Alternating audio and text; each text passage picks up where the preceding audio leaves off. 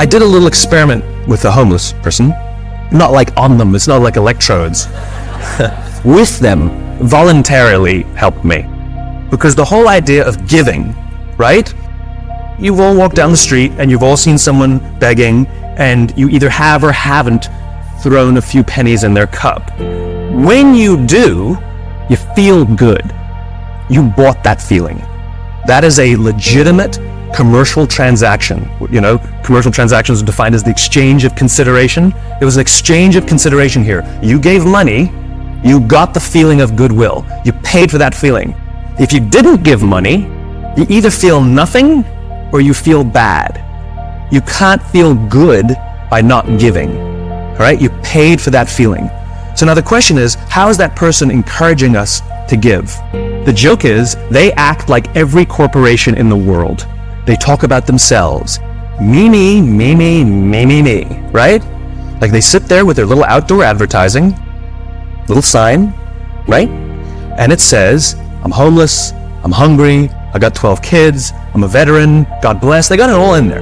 Trying to appeal to somebody, the religious vote, the veteran vote, you know, the child sympathizer, surround yourself with lots of pets, go for that one too. All in an attempt to get something from someone. Takers, not givers, right? All about me. Well, what do corporations do?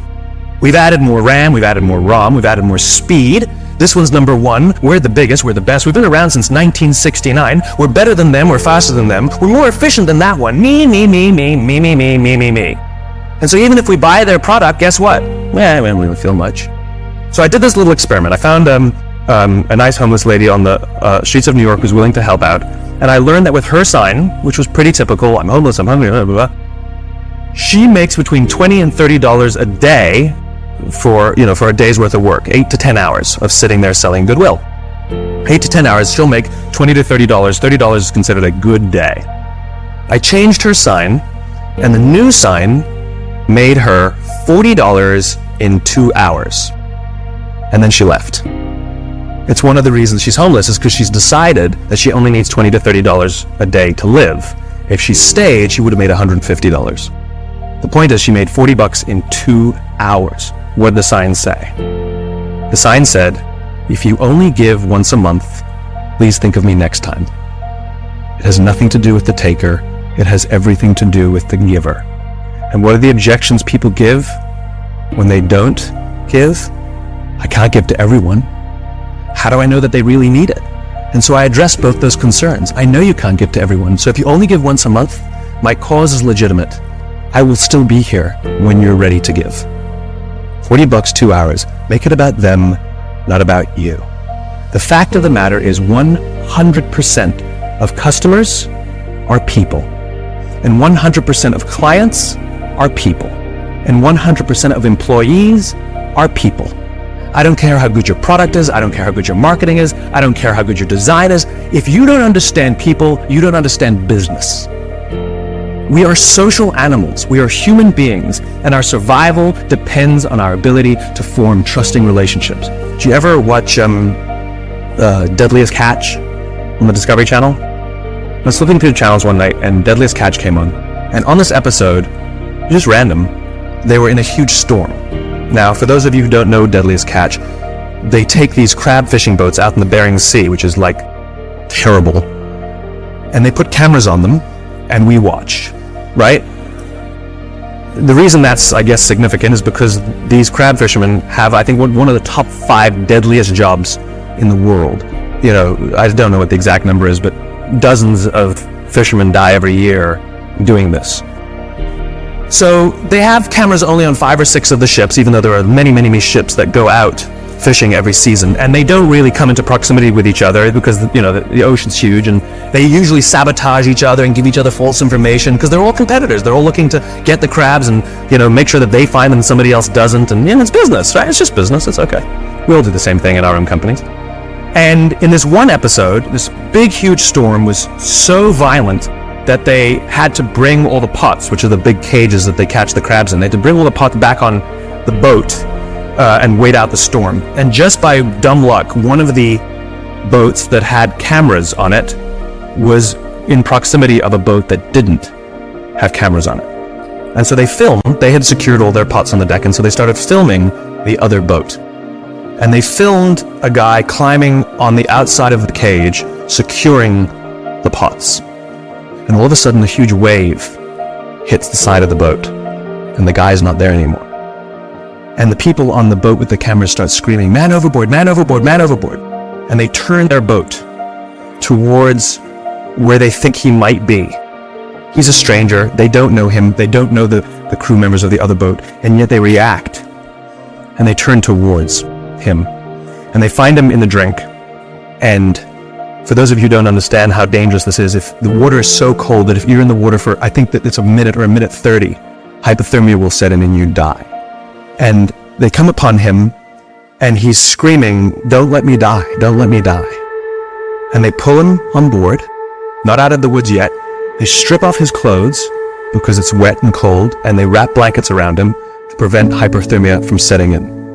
And he survives. And it's overwhelming.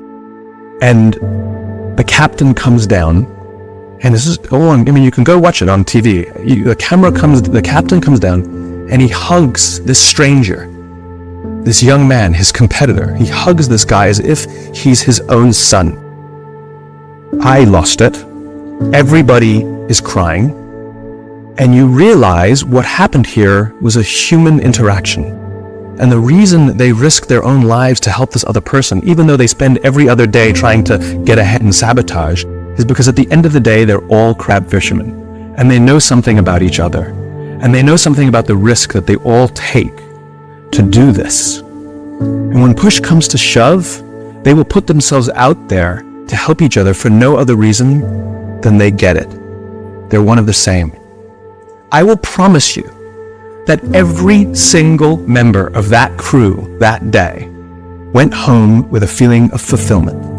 I promise you that every single person on that crew that day felt more good in their hearts and in their jobs than the richest days that they've ever pulled in. My question is what are you doing to help the person next to you? Don't you want to wake up and go to work for the only reason that you can do something good for someone else? Wouldn't you want them to do that for you? By ourselves as individuals, we are not very good. We cannot lift heavy weights by ourselves, and we cannot solve complex problems by ourselves. But in groups, we are remarkable. And so all of this stuff, whether it's life, whether it's whatever your job was in the service, whatever your job is out of the service, whether it's finding a new job, whether it's making your way, finding out sort of what your passion is, all of these things are incredibly difficult. They're all incredibly complicated. And the person who thinks that they can tackle any of these problems by themselves is a fool. Plain old, you're a fool. You cannot. I'm going to tell you, you cannot do it alone.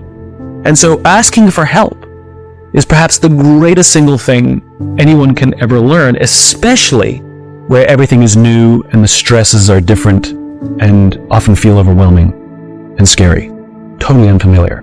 And the longer you are in the service, the scarier it is.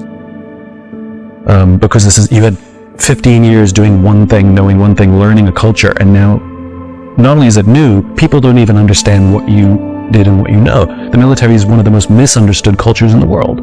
It's so closed and insular that people just don't know it. So you're dealing with that as well.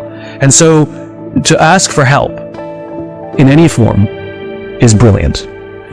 This is the single thing that completely transformed my own culture. I had a small business. I quit my job and started my own marketing consultancy a bunch of years ago.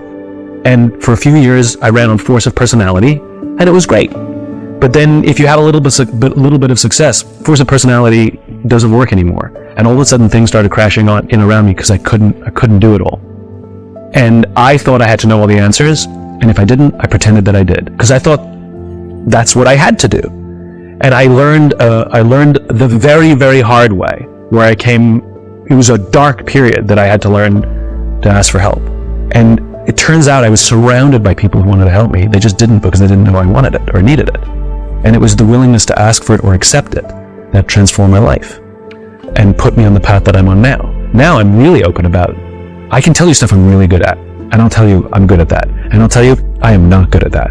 I need help with that. If I'm struggling, or if I'm stuck, if I'm confused, I say, can I ask you? I call up friends. I call up people mentors and say, I need your help. Can you help me? And here's what I've learned about the building of trust. We don't build trust by offering people our help. We build trust by asking people for help. That's what actually creates trust, because it's an expression of vulnerability, right? It allows people to offer us safety and protection. And that's an act of service for the other person. Listening is a trust-building exercise, right? Take it down to a personal relationship. If you've ever had a romantic relationship, a loved one, right? Making someone feel heard doesn't mean you're wrong. Saying sorry doesn't mean you're wrong. It just means you take accountability for your actions. And I think it is important that when somebody objects to vaccination, that we don't demonize or villainize them, but we attempt to hear them, make them feel heard. Doesn't mean we have to agree, but they have to feel heard. And, listening is not hearing the words. It's making the other person feel that they were heard. We don't get to decide when hearing has happened, when listening has happened. They do. And by the way, it's not 100% successful either, because some people are just hell-bent on, but that's a minority. And so I think the exercise is sitting down with people and say, tell me what you're going through. Tell me what you're afraid of. I want to understand, because we're trying to make everyone safe. I want to hear what your thing is, and let them tell their story. We have no answers. We're not there to object. We're not there to react. We're not there to fix or tell them that they're wrong. Women are better than this than men. And I think that has to happen, and it can happen simultaneously. They are not mutually exclusive. I'll give you one example, which is I have a friend who refused to get vaccinated. And I sat down with her and I said, tell me your reasoning, right? She goes, well, this new technology, we don't know, it hasn't been out long enough. We don't know. So what I hear is fear of the unknown, okay? I go on, and I let her talk and say her thing and explain all the things, and I simply said, so you're afraid of the mRNA technology, right? Yes. I don't want them screwing with my DNA. I said, well, just so you know, it's 20-year-old technology, but then I found something I could agree with her. But you're right. It is the first time it's been commercialized. You're absolutely right. This is the first time we've put it in the market. So I affirmed her fear. And then I said, do you get flu shots every year? She goes, I do. I said, okay, Johnson & Johnson is a good old-fashioned flu shot. It's a different technology. It's not mRNA. So you're 100% right. If you're afraid of the new technology, don't get Moderna or Pfizer. But Johnson & Johnson it's just like a flu shot. It's the same old tech. And she went, it is? It is. She went and got a Moderna shot. Because she just wanted to be heard, because most of her friends, when she said, I'm not getting vaccinated, yelled at her, told her she was stupid, told her she's an idiot, told her she's letting her friends down, told her she's making other people sick, told her she's a risk to society. That doesn't make somebody's mind open up. All I did was let her feel heard. I think we have to do that. I think some people turn off the humanity when they go to work. They may be, loving parents and loving friends and loving, children to their own parents, and yet for some reason there's a switch that they think that that's irresponsible to do at work. Now, I'm not talking about necessarily wearing your heart on your sleeve every day. There is something called emotional professionalism. If you're having a bad day, you can say, listen, I'm a little off my game today, but you can't sit in the meeting with your arms folded and be grumpy and give one-word answers. That's emotionally unprofessional. You can have hard feelings, but you can't go around screaming and yelling at people. So I think there is emotional professionalism.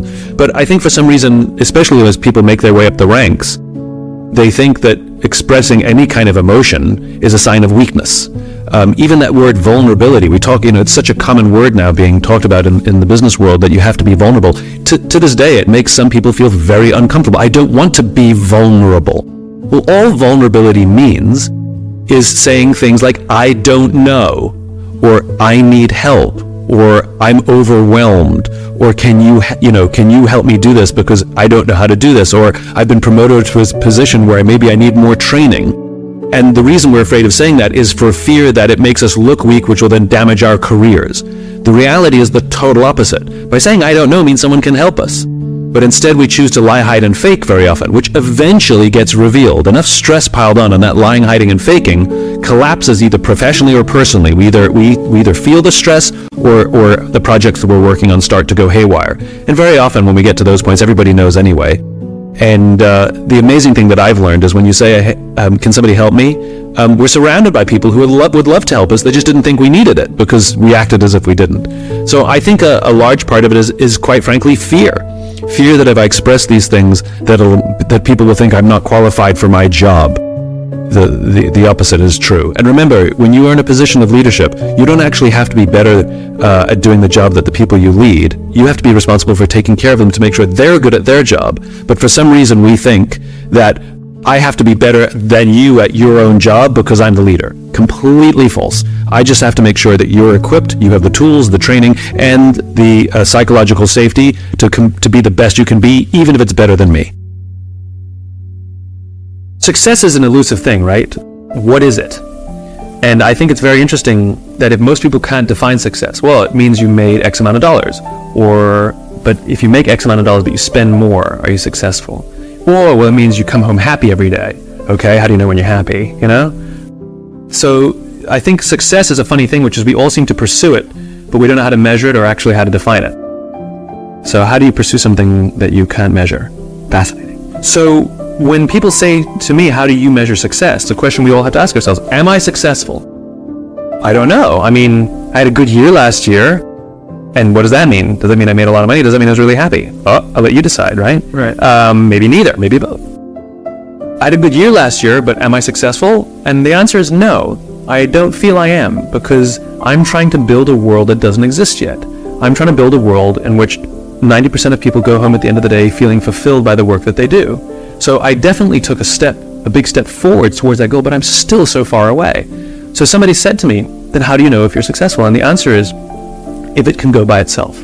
And so what is more interesting to me as a measurement of success is not the markers per se.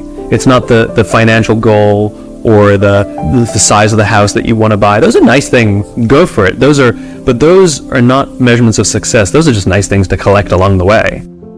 For me, it's momentum. I want to measure momentum, which is, when something is moving and you start to see it lose momentum, you're like, uh-oh, give it a push. Because if you don't give it a push, it's going to stop. And an object in stasis is much harder to get going. It requires a lot more energy to get something started than it does to keep it going, right? And so if you don't let it stop and you can keep it going, it's this, it still might slow down there, but you can get it going again much easier. And for me, the opportunity is to get the ball rolling faster and faster and faster and faster and faster and bigger and bigger and bigger. It's like a snowball. And my responsibility is, because it's not rolling downhill yet, it's not on automatic yet, I need to still keep it going to find that critical mass where it can go. And at the point it can go by itself without me, then I will find something else to do. And that may not happen in my lifetime. I think we must all stop measuring promotions, salaries, and these things, but rather measure the momentum of your career. Does my career have momentum? Can I see it moving in the right direction? Can I see it gathering moss? Can I see that it's becoming easier for me to keep the momentum? It's becoming easier for me to grow the size of this thing. It's requiring less effort. That's the thing we need to measure. Yeah. That's the thing that we need to be cognizant of, which is the momentum of our careers, not just the markers that we think define our success. Dopamine is the feeling that you found something you're looking for, or that you accomplished something you set out to accomplish. So that feeling you get when you cross something off your to-do list? That's dopamine. Feels awesome. When you have a goal to hit and you achieve that goal, you're like, yes! You feel like you won something, right? That's dopamine. The whole purpose of dopamine is to make sure that we get stuff done, right? The historical reason for dopamine, we would never eat if we only waited until we got hungry, because there's no guarantee that we would find food. So dopamine exists to help us go looking for food. We get dopamine when we eat, which is one of the reasons we like eating. And so when you see something that reminds you of something that feels good, we want to do the behavior that helps us get that feeling, right? So let's say you're out there going for a walk and you see an apple tree in the distance. You get a small hit of dopamine. And then what it does is it focuses us on our goals. And now we start walking towards the apple tree. And as the apple tree starts to get a little bigger, we feel like we're making progress. You get another little shot of dopamine and another little shot of dopamine until you get to the tree and you're like, yes! Okay? This is why we're told you must write down your goals. Your goals must be tangible. There's a biological reason for that. We're very, very visually oriented animals. You have to be able to see the goal for it to biologically stay focused, right? If you don't write down your goals, if you can't see your goals, it's very hard to get motivated, to get inspired. For example, think about corporate visions, right? A corporate vision has to be something we can see, right? That's why it's called a vision. You can see it, right? To be the biggest, most respected, to be the fastest growing are not visions. They're nothing, right? What does that even look like? Respected by whom? Your mother? Yourself? Your friends? Your shareholders? Who knows? What's the metric? Dunno. It's amorphous, doesn't motivate us. Just like I can't tell you, you will get a bonus if you achieve more. You're going to ask me, how much more? I'm going to say, more. Doesn't work. You need a tangible goal. You need a tangible goal, right? Here's a great vision. Martin Luther King, I have a dream that one day little black children and little white children will play on the playground together and hold hands together. We can imagine that. We can set our sights on that. And every time we achieve a goal and achieve a metric and achieve a milestone that makes us feel like we're making progress to the vision we can see, we keep going and going and going until we achieve something remarkable. You have to be able to see it. Dopamine. Like I said, dopamine is the feeling you get when you set out to find something you're looking for as well. Talked about the to-do list. I came home from a trip just a couple days ago and I had a bunch of errands to run and I wrote down a little list of things I had to do and off I went, right? And I was walking past something, I remembered, I have to do that, and I hadn't written down on my to-do list. So I went in and finished what I needed to do, and then when I came out, I then wrote it on my to-do list and then crossed it out. Because I wanted the dopamine. Feels good. Dopamine comes with a warning. Dopamine is highly, highly, highly addictive. Here's some other things that release dopamine. Alcohol, nicotine, gambling, your cell phone. Oh, you think I'm joking? Okay, we've all been told that if you wake up in the morning and you crave a drink, you might be an alcoholic. Well, if you wake up in the morning, the first thing you do is check your phone before you even get out of bed, you might be an addict. If you walk from room to room in your own apartment holding your telephone, you might be an addict. When you're driving in your car and you get a text and your phone goes beep, we hate email, true, we love the beep, the buzz, the ding, right? You'll be there in 10 minutes, and yet you have to look at it right now. You might be an addict. And even if you read it and it says, are you free for dinner next Thursday, and you have to reply immediately, you can't wait the 10 minutes, you might be an addict. And for all you Gen Ys out there who like to think that you're better at multitasking because you grew up with the technology, then why do you keep crashing your cars when you're texting? You're not better at multitasking, you're better at getting distracted. In fact, if you look at the statistics, ADD and ADHD have, diagnoses of ADD and ADHD have risen 66% in the past 10 years. Okay, ADD and ADHD is a frontal lobe disorder, right? Are you telling me out of nowhere 66% of our youth has a frontal lobe problem? Where did that come from? No, it's a misdiagnosis, right? What are the symptoms of a dopamine addiction to technology? Distractibility, inability to get things done, easily distracted, shortness of attention. It's all the same thing, so we misdiagnose things. It's the addictive quality of dopamine. We can also get addicted to performance in our companies when all they do is give us numbers to hit, and a bonus you get, and a bonus you get, and a bonus you get. All they're doing is feeding us with dopamine, and we can't help ourselves. All we do is want more. It's no surprise that the banks destroyed the economy, because one of the things we know about dopamine addict is they will do anything to get another hit, sometimes at the sacrifice of their own resources and their relationships. Ask any alcoholic, gambling addict, or drug addict. Ask them how their relationships are doing and if they've squandered any of their resources. It's an addiction. Dopamine is dangerous if it is unbalanced. It is hugely helpful when in a comfortable and balanced system, but when unbalanced, it's dangerous and it's destructive. You cannot have innovation or progress without failure. It doesn't exist. And if you truly aren't failing as you're trying to innovate, then you're probably not pushing very hard because you haven't broken anything. You're making very, very safe choices. We could never have put a person on the moon without a bunch of rockets blowing up first. Like, of course. I met a CFO once. I asked him the priorities of the company, and he said efficiency and innovation. And I laughed and said, well, good luck with that. Innovation is inherently inefficient because it requires experimentation, and experimentation requires failure. Much is said about fail fast. I actually don't like the term I think we overuse the term failure. The problem with the word failure is it's like the word cancer. It's too broad. Like if you have stage 4 liver cancer or you have a mild melanoma, those things are both called cancer, but they are clearly not the same thing. And the same thing is when we hear the word failure. Some people think failure means experimentation, but a lot of people think failure means catastrophe. And so when we tell our company, failure is good, fail fast, that literally scares people. We don't want to fail. So I think we need a new word, right? We want to avoid failure. Failure is catastrophic and it should be avoided. But falling, I think we should encourage. When a kid falls off a bicycle, we didn't tell them they failed. We tell them they fell. And what do we tell them? Get back up and try again. So I don't want to tell people they fail. I want to see people they fell. And I want to encourage them to try again and brush off their knees. So I think we should fall and fall often. And I will judge the quality of innovation not necessarily by if you fell, but how quickly you can pick yourself back up and try again. I think courage is external, right? The reason someone has courage to jump out of an airplane is because there's a parachute on their back. It's the external thing. A world-famous trapeze artist would never try a brand new death-defying act for the first time without a net. It's the net that gives them the courage. The Navy SEALs are considered one of the highest performing organizations on the planet. And a former SEAL was asked, what kind of person makes it into the SEALs? And he said, I can't tell you the kind of person that makes it in, but I can tell you the kind of person that doesn't make it in. He said the star college athletes who have never really been tested to the core of their being, none of them make it in. He said the preening leaders who like to delegate everything, none of them make it in. He says the guys who show up with hulking muscles covered in tattoos because they want to show you how tough they are, none of them make it in. He said some of the guys who make it in are skinny and scrawny. He said some of the guys who make it in, you see them shivering out of fear.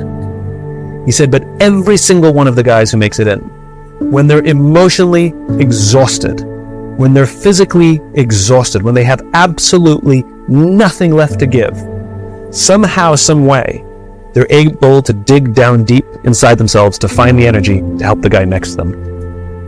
In other words, the reason these organizations and these people have the courage to do remarkable things is not because of their internal strength. It's because they have the absolute confidence that there is someone to the left of them and someone to the right of them that cares about them. And they all know that. And it's the quality of the relationships that we maintain, professionally and personally, that give us the courage to do difficult things. Isaac Stern, the famous violinist, said, music is what happens between the notes. Well, something like trust happens between the meetings. Few people think about the importance of building trust when they go to work. Or what do I need to do today to build trust with somebody? That doesn't really go through people's minds. But we have chit-chat as we walk into the meeting. We have chit-chat when we walk out of the meeting. And we see somebody in the hall, they're like, oh, meant to tell you something. Or you knock on someone's door and be like, got a minute? And all those little innocuous interactions over the course of time, like any relationship, build trust. It's about setting up the computer, setting up Zoom and having a work session with somebody. We're not working on the same thing, but I want to work with somebody, a work buddy, or having a lunch with somebody over Zoom, or a Monday morning huddle where we talk about what's on our heart and minds, but we do not talk business on purpose, or Friday cocktails that are just voluntary. But the most important one is to just pick up the phone and call people and say, how are you? That level of empathy. Just check in on someone. And I think we neglect it because we get mired in the day-to-day. But, if you're organized or disorganized, literally keep a list of your team on a little card next to your computer and just, go through it. And have I called this person in a while and talked to this person? I'm just going to call and check in. It doesn't matter if something's wrong or not wrong. Just check in on them. Don't wait for something to break. And let people know that that there's connection and there's a way to reach out and say, I need help. And the most important thing is for leaders to be honest and open about their need to ask for help. And that'll work.